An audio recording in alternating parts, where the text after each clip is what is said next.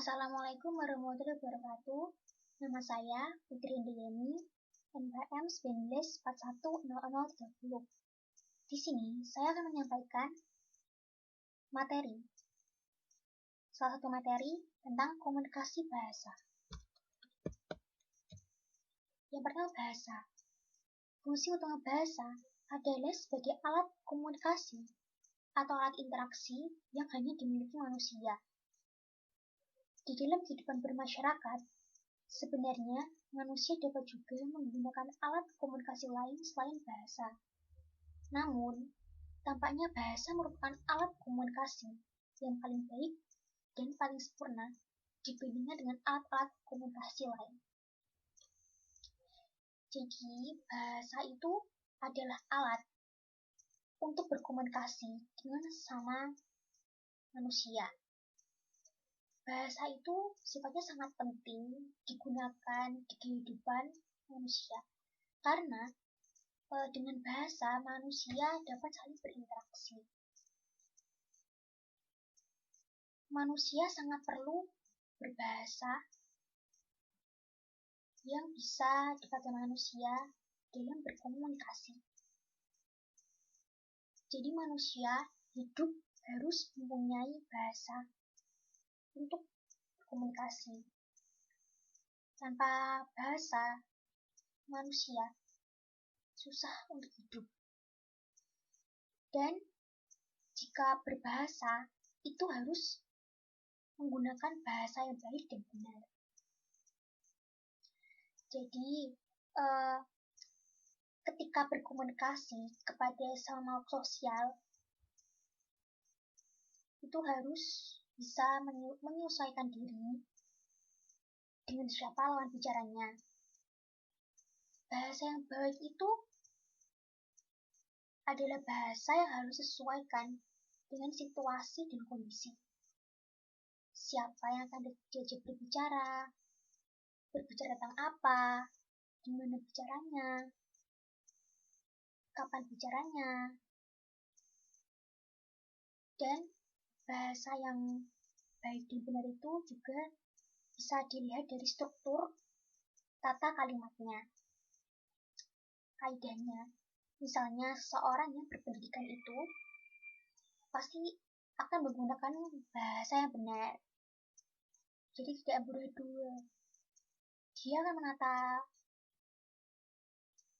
menata bahasa itu dengan benar, apa yang akan disampaikannya, seperti memperhatikan pilihan kata atau diksi, juga dilihat dari nadanya, misalnya nada seperti nada meminta atau menyuruh, dan menggunakan bahasa yang baik dan benar itu agar tidak menimbulkan salah paham, dapat diterima masyarakat, dan juga orang yang diajak berbicara dapat memahami apa yang sedang dibicarakan. Kemudian hakikat bahasa. Ciri-ciri yang merupakan hakikat bahasa antara lain: 1. Sebuah sistem lambang, 2. Berupa bunyi, 3. Bersifat arbitrer, 4. Produktif, 5. Dinamis, 6. Beragam, 7. Manusiawi. Bahasa itu juga adalah sebuah sistem. Jadi itu bahasa sistem lambang bunyi yang bermakna, yang artinya bahasa itu dibentuk oleh sejumlah komponen yang berpola secara tetap dan dapat dikaidahkan. Sistem bahasa tersebut adalah berupa lambang-lambang dalam bentuk bunyi. Nah, maksud dari bahasa itu juga mempunyai lambang. Lambang itu misalnya huruf. Jadi misalnya kata rumah. Kata rumah terdiri dari huruf R, U, M, A, dan Z. Jadi kata tersebut bukan digambarkan dengan 1 huruf, tapi 5 huruf. Jadi 5 huruf itu harus urut, harus mengikuti pola itu agar membentuk.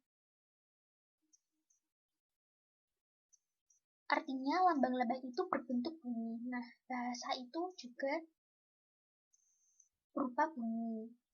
Jadi bunyi itu jadi berinteraksi. Jadi sebelum berinteraksi itu ada bunyi terlebih dahulu. Jadi bunyi dulu baru berinteraksi.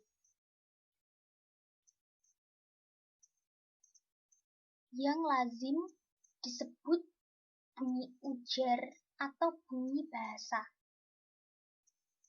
Setiap lambang bahasa melambangkan sesuatu yang disebut makna atau konsep.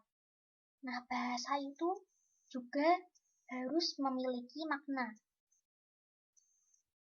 Jadi misalnya bunyi berdeham itu juga memiliki makna. Lambang-lambang bahasa itu bersifat arbitrer. Nah, maksud dari arbitrer itu adalah semendengarnya mereka. Jadi misalnya contoh seorang mendengar suara hewan binatang tokek. Nah, tokek itu kan suaranya kan seperti itu. Terus juga misalnya suara geledek. Tetapi juga bersifat konvensional. Arti dari konvensional adalah harus sesuai kesepakatan. Jadi misalnya sebuah barang dinamai meja. Nah, meja itu harus sepakat di dalam masyarakat.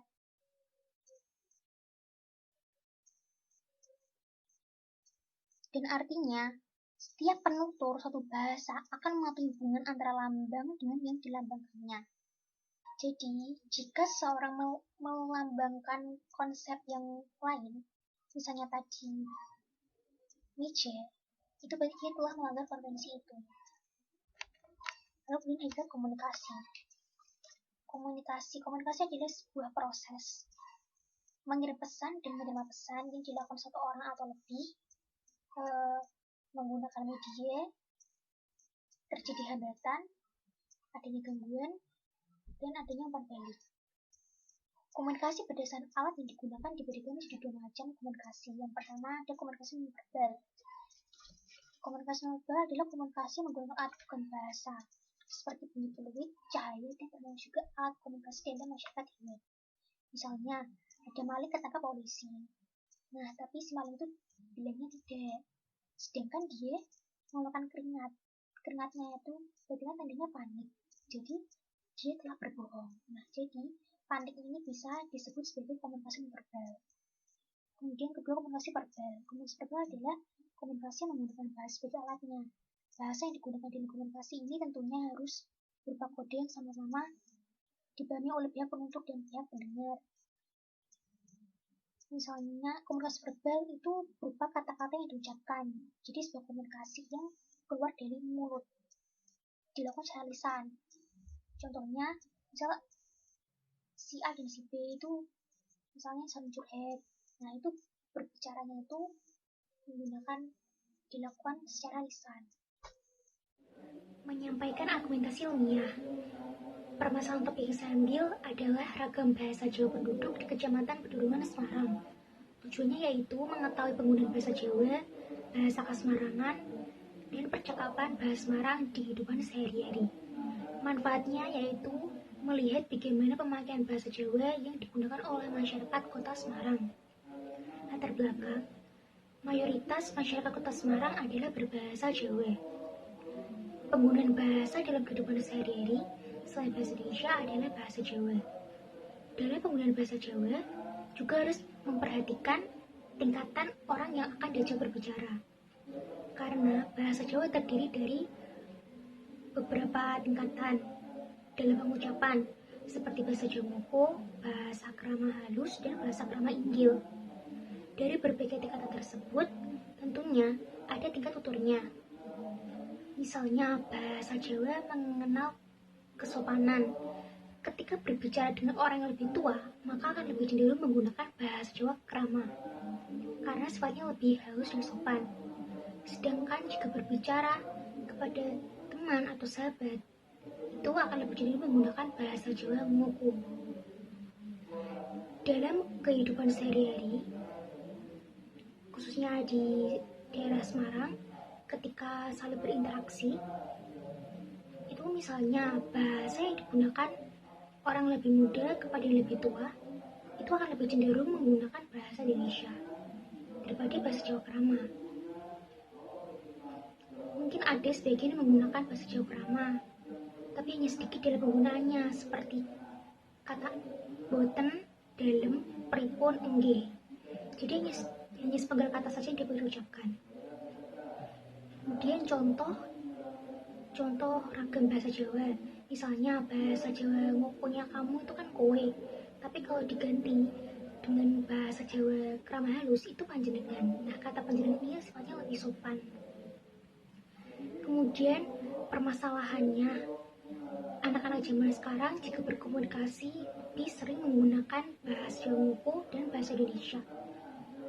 Jadi jarang menggunakan bahasa Jawa Krama karena menganggap bahwa bahasa Jawa Krama itu sifatnya itu lebih sulit atau rumit jika diucapkan, sulit dipelajari. Karena ketidakmampuan menggunakan bahasa Jawa yang baik, maka dari itu menjadi salah satu faktor penyebab nilai tata krama sudah banyak yang ditinggalkan. Demikian dapat saya sampaikan. Terima kasih. Wassalamualaikum warahmatullahi wabarakatuh.